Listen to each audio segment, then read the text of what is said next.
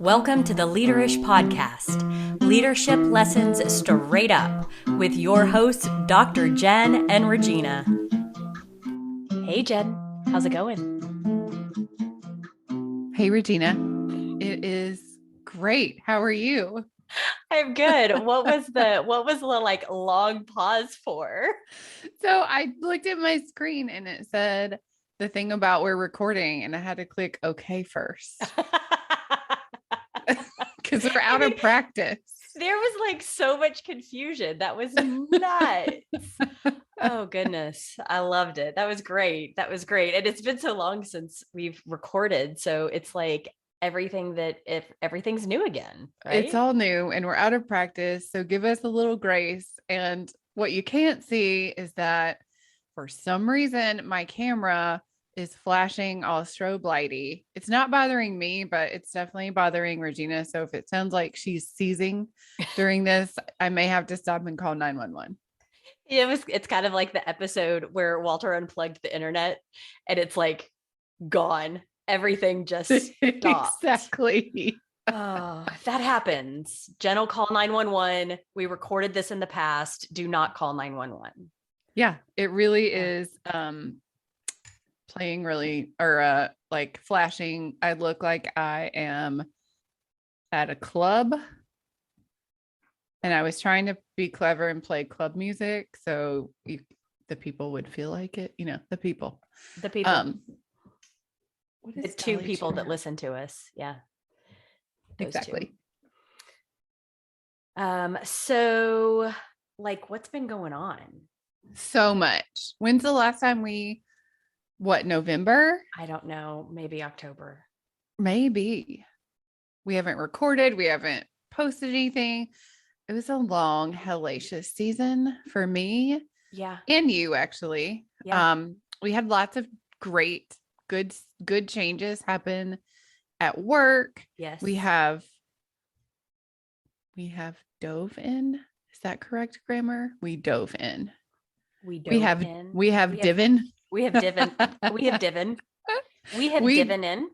We have divin in head first to this new world and had a blast, but it has taken a lot. And then on the personal side, we lost our sweet bear puppy who you heard a lot about, and I can't talk about it very much or I'm going to get upset, but he got sick and we lost him.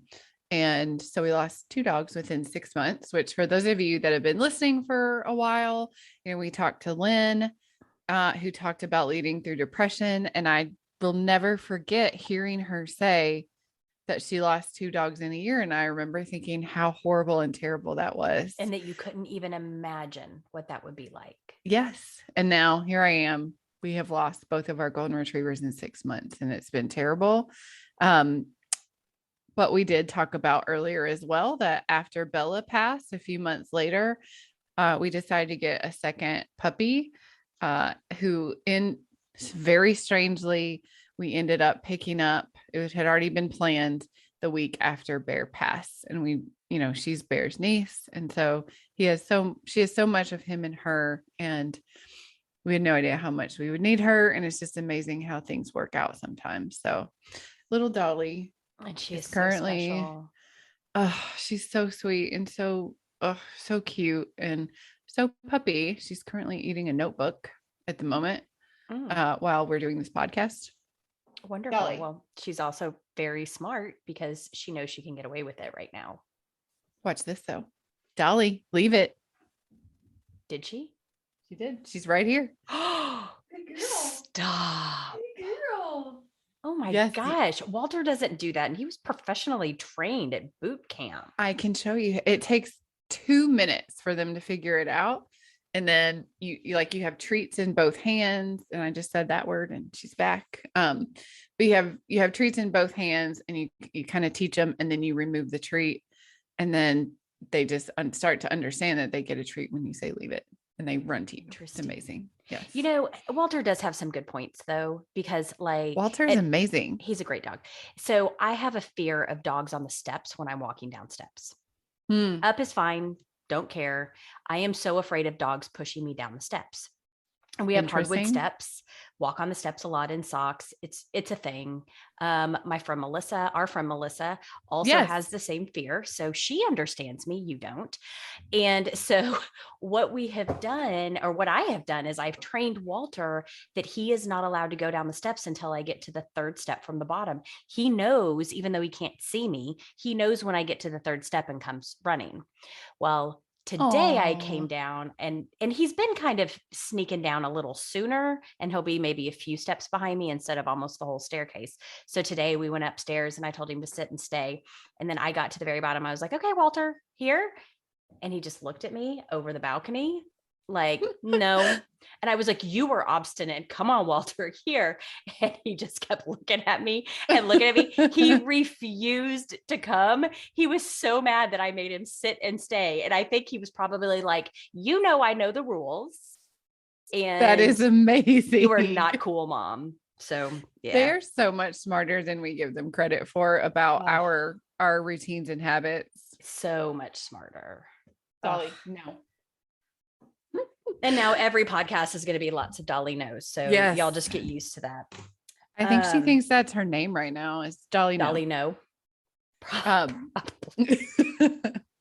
So it is now time for my favorite segment that I've missed so much. No. And I received some feedback about the Yes. drink of the day podcast Yes. or segment. See, we haven't done this in a while. I know. I received some feedback that is very disappointing. The number of times we had water in tea and non-alcoholic, Yes. electrolytes, non-alcoholic beverages for drink of the day. So you know who you are who gave me this feedback, and we are bringing it this season. We are. Yes. So what is in your cup, Regina? Well, Jen, I have a glass of Eagle Rare bourbon, which if you're a bourbon fan, it's a very delicious bourbon with a custom like big ball ice cube, right? Except mine broke because I don't have a really good ice cube maker. I need a better one.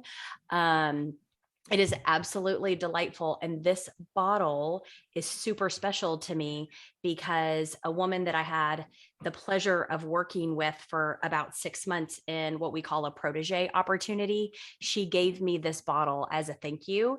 And so I drink it very sparingly, and I love on it. And it means so much. That is a wonderful way to bring it with the drink of the day. Yes. That's fantastic. I really love that. Okay. So what's in your glass? So I have, and if you can hear Dolly chewing in the background, that is my side table, just FYI.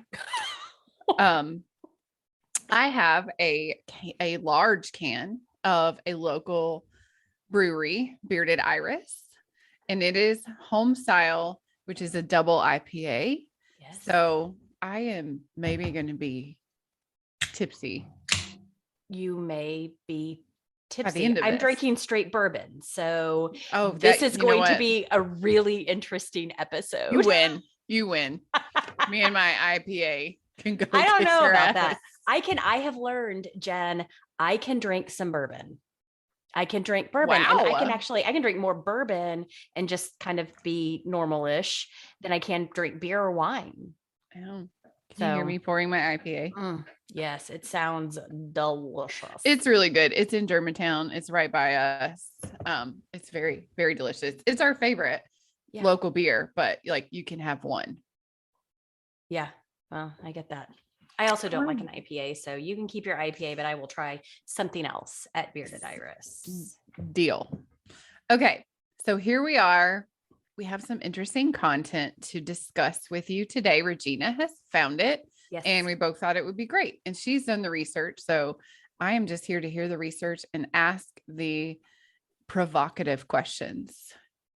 Regina. Okay. So let me just give a little bit of context. And I don't even know if you know this. Every morning for the first 30 minutes of my day, I do two things. The first thing I do is I read The Hustle.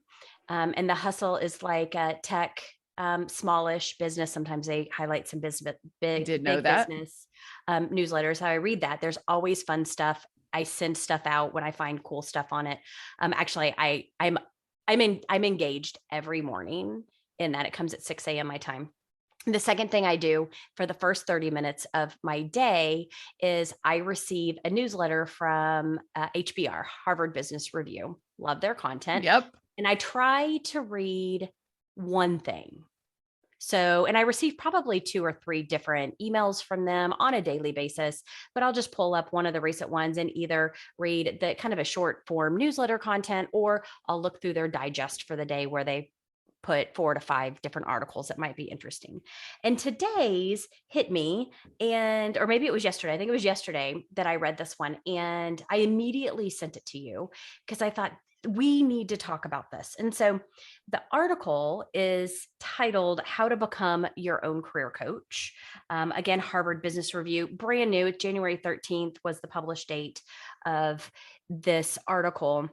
And it's by 2 really cool women, Helen Tepper and Sarah Ellis, who are podcasters. Oh, I did not see. You're hitting me with all the cool things that I didn't know because we haven't talked about this. I know. That's awesome. Yeah. And so their podcast is called the Squiggly Careers Podcast. They're 2 English women, so they are a delight to listen to. Amazing.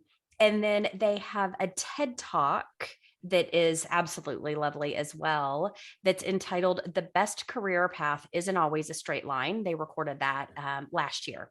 I mean, I'm sure a lot of people have said that over the last 10 years or so, but I love that. I share that all the time. I know, right? I think I thought I came up with it. I know, but they have a bestseller called The Squiggly Career. Oh, okay, fine.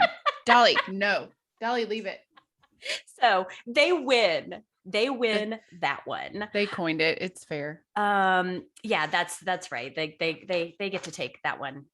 So a few things about them. They both they started their journeys, their career journeys, and promotion as they're walking up. And then what they realized was they thought that's what they really cared about. They cared about the bigger title and the more money, right? And they realized that maybe that wasn't what they wanted or needed. They didn't need or want that next thing. And so they felt like they were really being forced corporately to climb the ladder because our companies are so ingrained in status driven. Yes. And the promotion and all of that good stuff. We've talked about that in our podcast several times. We even both, I think in the one where we shared our own lessons learned, this is hilarious that I can't remember about which one of us shared this, but one of us shared not taking a job for the title and status and money and all of that. Yeah. So that goes right along with what we were talking about. Yeah, absolutely. And then interesting fact, today I had a conversation with my boss, and my boss asked me, well, where do you want to be in 2 years? And I go, whoa. You're not pigeonholing me into anything. I don't know. I might be here. I might be there. I might be elsewhere. I don't know. Right now, I'm focusing on now, but when I need to make a change or something like that, you'll be the first one to know. And she just kind of laughed at me. She gets me every day. She does. So I thought that was interesting. And I think part of that, though, part of the reason why our leaders ask us that so often is because they feel the drive to help you drive your career. Yep. Right.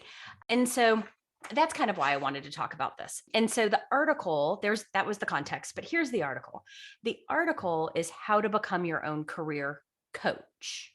Now, we're lucky enough that we actually have coaches available to us through work. We have internal coaches. We also can bring in external coaches. We have those options, but not everybody does. That's very true. But mostly we're each other's career coach. Well, isn't that the truth? Yes, it is. You coached me just yesterday and it ended up being beautiful. Oh my God, please don't let Dolly take a shit in the background. Okay, we're going to have to start doing video podcasts because it's just worth it. Oh gosh. That did happen in a meeting with probably like 6 people. I was talking and presenting something, and then right behind my shoulder, you see Dolly take a big poop in the background. Oh my gosh, that's the best. Oh, new puppy woes. Good gravy. Okay, so a few things about this. We don't have, most people don't have coaches just readily available. They don't have access to coaching. Coaching is actually kind of expensive. Or do they even really understand what it is, how it's beneficial as well? No. But here's what we can do. We can help people understand themselves a little bit better and ask themselves really great questions that a coach would actually ask you and pull out of you. So, the thing to remember about coaching, a lot of people don't understand coaching, but coaching does really, it creates clarity, right? And it helps you organize yourself. Coaching is not about teaching anything. It's really about like self introspection, and anyone can do that for themselves. I think the biggest thing, the thing that stood out to me here in this article, I highly suggest you guys take a look at it. The thing that stood out the most is really around the self-awareness. And you can't coach yourself. You can't really get to point B if you don't know where point A is, and point A really starts with yourself. You can actually work on your self-awareness. You can make that happen. And the article gives us 2 ways to do that, which I find interesting. So I want to kind of talk to you about these and get your thoughts on them. The first way is really around a mind map, and the second way is understanding your intent versus your impact. So what do you know about mind map? I was just going to say, so I remember mind mapping as a way to brainstorm. I think I learned it in like my first job. Yeah. But it was much more around like you would put a goal or a project kind of in the middle, you would circle it. And let's just say it's, to take the quintessential goal example, let's just say it's go on a vacation. And then you would just start brainstorming and map one way to what kind of vacation do you want to have? And then off of that, you would have branches that would say, beach or active or relaxing or whatever. And then off of one, you might have locations. And then off of another one, you might go in a direction around, is it solo or with people or whatever? And you just keep going until you have all your ideas out and you're starting to organize them a little bit. Yes. So now imagine, instead of having vacation in the center, maybe you have a challenge that you're having, or maybe you have your career, or maybe you have a relationship in the middle. Whatever that looks like, you start with exactly what you said, whatever you want in the middle. So it could be your career challenge. It could be a challenging relationship. It could be an opportunity, whatever that looks like. And then you reflect about the what, the who, the when, and the why of that challenge. You know what's really cool about this is that I really relate strongly to it, because this kind of helps me with we had a whole conversation about journaling and how mine end up being to-do lists every single time. Every time. I don't know what to do, but that I can do. I could totally do that. I love this. Yeah. So, and what that does though, is it really it gets everything out of your head and puts it all on paper. Because what we tend to do, I don't know if you do this, I'm going to say this. What I tend to do is I fixate on one thing. Career challenge, I might say it's so-and-so's fault, right? Or so-and-so got promoted before me. I thought we were on the same career trajectory, or I totally blew that meeting, so I'm never going to get a promotion, or I got this piece of feedback and it's a showstopper for me. It's stalling me. And I get stuck on one thing. Me too. Instead of thinking about all of those things, right? And the good stuff too. Yeah. Hi, Dolly. I obsess over the one thing as well.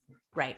Yeah. Yeah. So whatever, and that one thing could change from day to day. But yeah, so creating that mind map really helps you get all of those thoughts out in one place and helps you to create that self-awareness. Can we pause for one moment? We can. We have a poop actively happening. Shit. Give me 1 second. I'll be right back. You got it. I'm back. You're back. I'm back. Thank you for the commercial break, which was brought to you all by Puppy Poop. And I love you, Regina, but I don't know that if I could sit in this room with the door closed with poop on the floor. No, I'm glad you were able to get that cleaned up. But here's what I also noticed. Dolly runs in a circle and barks before she takes a dump. So good to know. She has a tell. All right, let's get back to it. Okay, so we talked about the mind map. We're still talking about the self-awareness. Okay, I'm regrounding myself. We talked about the mind map, how to create self-awareness there. The second thing that this article goes through is in order to improve your self-awareness, you need to have an understanding of intent versus impact. And this is the thing that I underlined, and I underlined it, and I underlined it. What we want to be known for should be consistent with how we show up at work. Mic drop. Oh, man. What we want to be known for should be consistent with how we show up for work. One more time. What we want to be known for should be consistent with how we show up at work. So, are you a collaborator? Yeah. Are you a collaborator? That means you listen and you share ideas and you honor other people's ideas. That's how you show up as a collaborator, right? If you walk into a collaboration session and you're poo-pooing people's ideas, you're talking over people, you are discounting people's thoughts and ideas, you're talking too much, you're not listening, then you may want to be known as a collaborator, but how you show up is not a collaborator. I love that. So is it insinuating that you can and should mind map that? Like, I think this is a little different. I mean, I guess you could actually, sure. Mind that's map what that I was crap. thinking. But here's the interesting thing. And boy, you want to talk about vulnerability here. I can't say that word. Okay. The article says that after each situation, you should ask at least one person who was involved to describe your impact from their perspective. In one word. Oh, that sounds so painful. I know. We've talked about asking for feedback and getting feedback, and it's just the key to growth. It is. Do you mind if we take an example of like how you want to show up and like what you might do? Yeah, and how they could be like at odds. Maybe. Like if I think of to be vulnerable, which is hard to say, so it's not a real word. If I think of how I want to show up, it would be, well, shit, that's a hard question. How do I want to show up? I know we're both holding up our drink. How do I want to show up? Well, go back to your values. So I'll go back to courage then. I want to show up as strong and having courage. So what would be some things that I would exhibit? Mm-hmm. So the intent is I want to show up as courageous or strong. Yes. And the impact is like the behaviors that I would have that would show that. Yes. And so your intention is to be courageous and strong. The impact is when you are in specific settings, do others see you as courageous and strong? Got it. And so when you ask for one word, you're seeing if that aligns. Yes. Oh, back to alignment. Mm-hmm. Yeah. So some things might be, I'm not afraid to, and I'm not saying I am these things, but am I afraid to ask tough questions or push back? Right. Am I willing to speak up and share my ideas? Those are all courageous things. Yeah. So just a simple example. Yeah.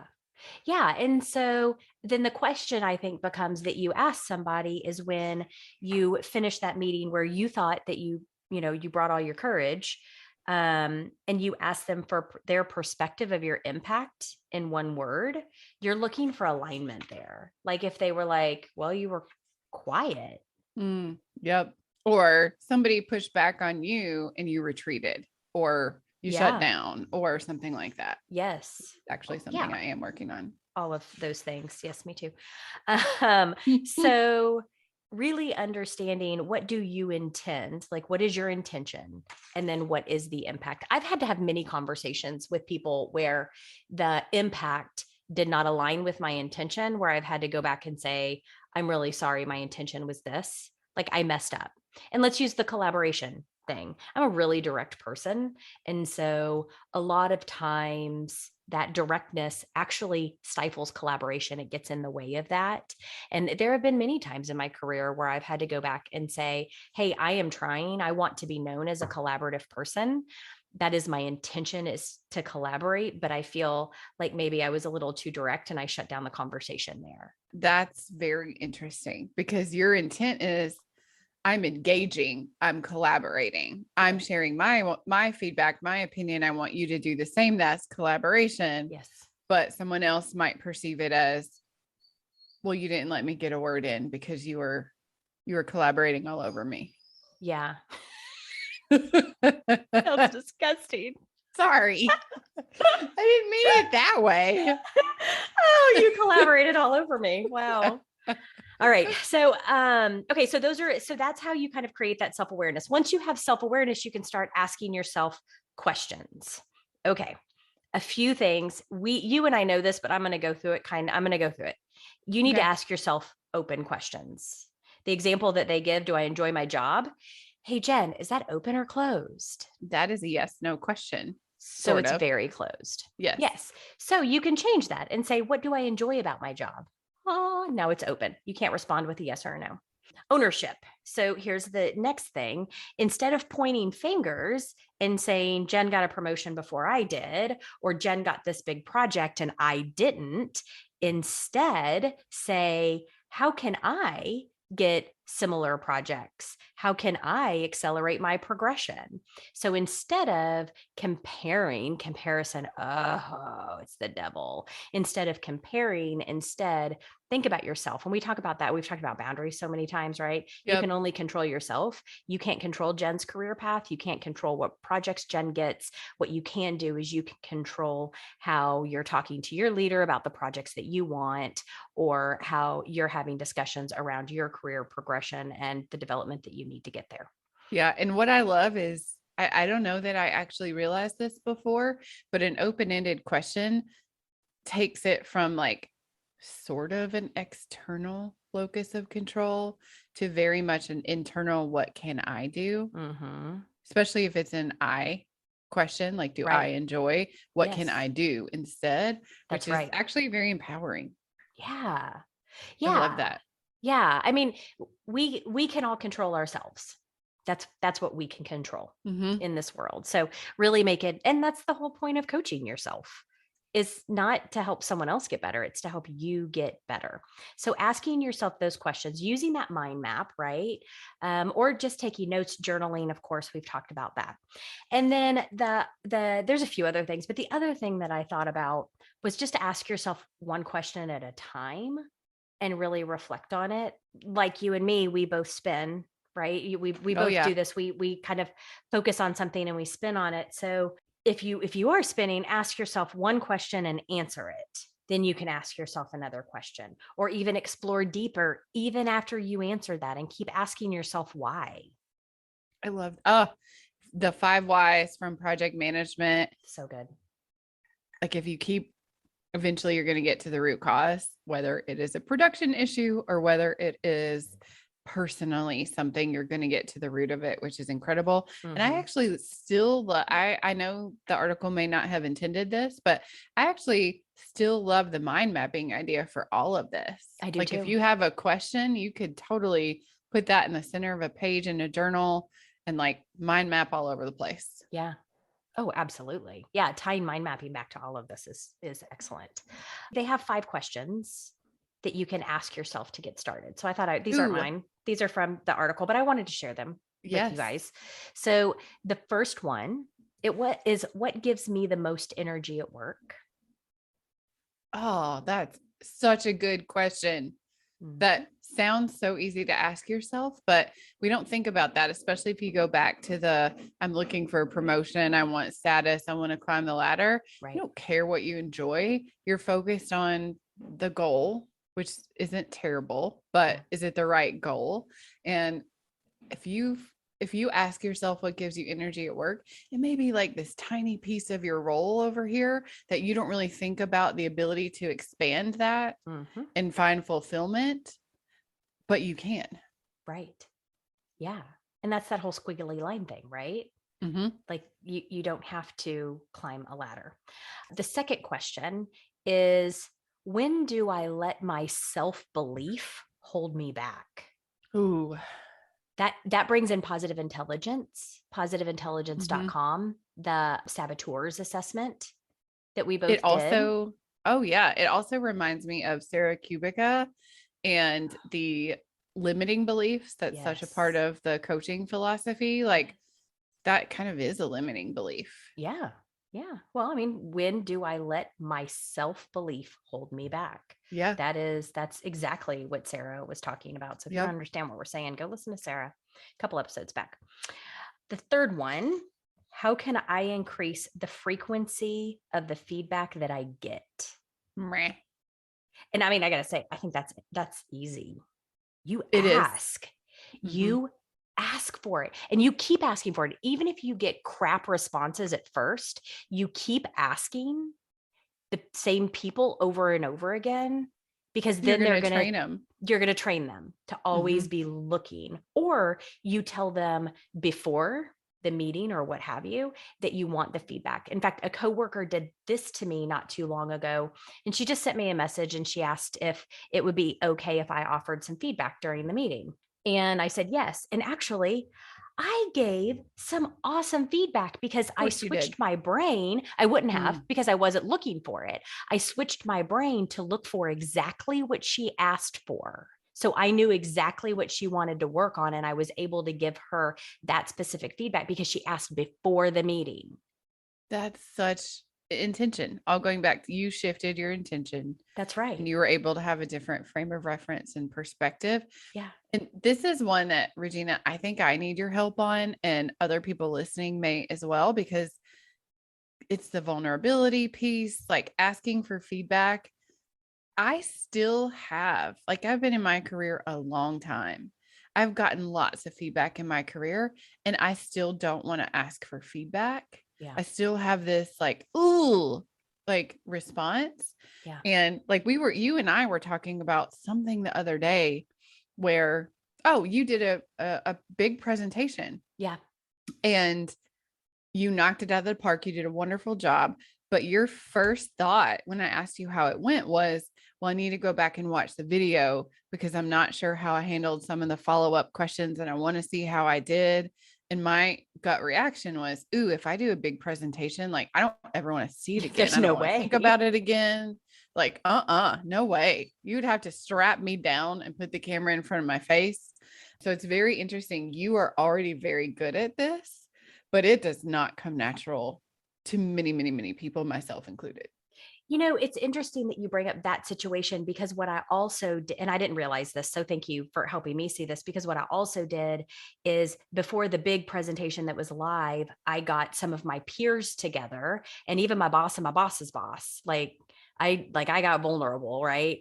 And I was like, okay, here's what I think my talking points are. Here's the story that I think I want to tell. Can you guys give me feedback? They gave me great feedback, but I did open myself up there. Yeah. And so that is kind of hard. Jen, though, here's what just dawned on me. It is a hell of a lot easier to ask for feedback and then receive it than to not ask for it and still receive it. Ooh, ooh, that is true. You need to say that again. It is so much easier to ask for feedback and receive it because you're open than it is to not ask for feedback and still get it. That is so true. Easier for you So and the much easier people for me. providing it. Because if I'm thinking of myself providing feedback, I'm going to stew on it. I'm going to talk to you about it and get coaching. I'm going to really worry about providing feedback, even if it's a little thing and it should really be no big deal. I'm going to stew on it. But if somebody opens that door and says, hey, I'd really love your feedback, like you said, it's completely different. And it's like, it's not a thing. No, it's not a thing. And they were like live as I'm walking through this, giving me feedback. And I was so open to it because I had asked for it. I was open. And sometimes you're not very open to feedback when you don't ask for it. If you're not ready for it, if you're not ready to hear it, or you're afraid that maybe you messed up. I went in saying, this isn't perfect. I need help. And dang, if I didn't get some great help. That's awesome. I love that. A lot of trust. But I will share that occasionally maybe I didn't ask for feedback because I don't do that often, but I received it, shifted, and got burned a little. So there is a piece to ask for feedback and use your good judgment to know what to do. You know what I mean? Because there's two pieces to that. Yeah, most feedback is spot on, but you also have to know how to sometimes take it with a grain of salt. So it's interesting that you bring that up because I had a conversation with a friend of mine not too long ago where we were talking about that. She had received some unexpected feedback and feedback that she didn't necessarily agree with it. And the only thing that I said to her was, feedback is a gift and you can choose to regift it. I love that. I've heard feedback is a gift, but I have not heard the second part of that, which I love so much. You can choose to regift it. You can actually choose to throw it away too. You can file it in file 13 or whatever. Absolutely. In that circular file. Okay. So the fourth question, we've gone through 3. The fourth question is, who could offer me a different perspective on my career challenge? So thinking about different people, and this kind of goes into being curious about other people's career journeys, asking them to share what their journey was like. We recently had a leader who shared his career journey. He's a vice president. It was absolutely fascinating. But not only did he share his career journey with his entire team, all the way down to the most junior employee, he also put every failure point when he in his career thought he was going to get fired. Oddly enough, that's he never got fired. Obviously, he had been with the company for a very long time. But we all have those moments. Oh my gosh. He put every single one into this presentation and then said, I thought for sure I was getting fired here. And then here's what I learned. And here's how it helped me grow. What an amazing way to share. That's so empowering. So ask them about their career. I wish I had asked him about all of this. I'd never asked him about his career. Luckily, he did this for his team and he invited me. And it was such a gift. That's amazing. That was a gift that I'm not going to regift. Yeah, definitely don't. But you just kind of did, which is amazing. Oh yeah, true. Another thing is we have our go-to people. You're one of my go-to people for sure. Like, Regina, help. I need help here. What you've also helped me see is seeking a perspective that is not in alignment with the way I think typically would also be a really good perspective to get. Oh yeah. Somebody who doesn't have the same perspective as you. Yeah. We've been talking about perspective a lot lately, you and me. We have. That's interesting. It is. All right. One more question. Then we're going to wrap this up with what what folks can do in the next 24 hours. So the last question is, what do I want to be true in 12 months time that isn't true today? So kind of looking out for the future. It's not asking you what you want your job to be. It's what you want to be true. It could be that intent versus impact, right? Mm-hmm. It could be a new skill. It could be a value. It could be doing more of what energizes you, whatever you want to be true. You kind of put that together. That is so much more empowering than where do you want to be in a year? Because it's not a place, it's a state of being. Yeah. I love that. All right. So kids are getting ready to get off the bus. So I want to wrap this up. So I would say in the next 24 hours, start your mind map. Think about your I'm challenge. going to do it. Put that mind map on paper, start creating that self-awareness. Yeah, I love it. And I'm going to start journaling. Quick funny story. Someone gave me a journal that is very beautiful for Christmas that I love very much. And I've actually started writing in it. And I'm also a huge Trader Joe's fanatic. And I did all of this research on these Instagram pages of all the like can't live without Trader Joe's brand items. And I wrote it in my journal. And then I went to Trader Joe's. Well, I left the journal in the cart at Trader Joe's, and I've been so distraught about it that I called them today, and they're like, because if it was like Kroger or somewhere, It'd be like, gone. what are you talking about? We threw it away. We don't know what you're talking about. But I called Trader Joe's and they're like, yep, can you describe it for us? I'm like, well, it's navy blue. It's got like beautiful, like floral and like fruit things on it. And they're like, oh yeah, we have it held for you. If you give us your name, you can come pick it up. I'm like, you made my day, Trader Joe's. Hey, Jen, can I just point out that you journaled a list again? I did journal a list. Damn it. Damn it. How do I not realize this? Oh my gosh. Oh, I love you so much. Oh, and I love you. That is, God, well, I love my lists apparently. Indeed. So Jen, how are you filling your cup? So I chatted you this a little bit. Kiddos, yay, they're home. Walter's excited. So we're gonna finish this quickly. I found. Wait, you gotta wait because I gotta unlock the door. Hold on. Okay, let those kids in. Okay. So Jen, how are you filling your cup? Hi Finny. Oh, is that Oliver? That's Oliver. All I see is a blonde head.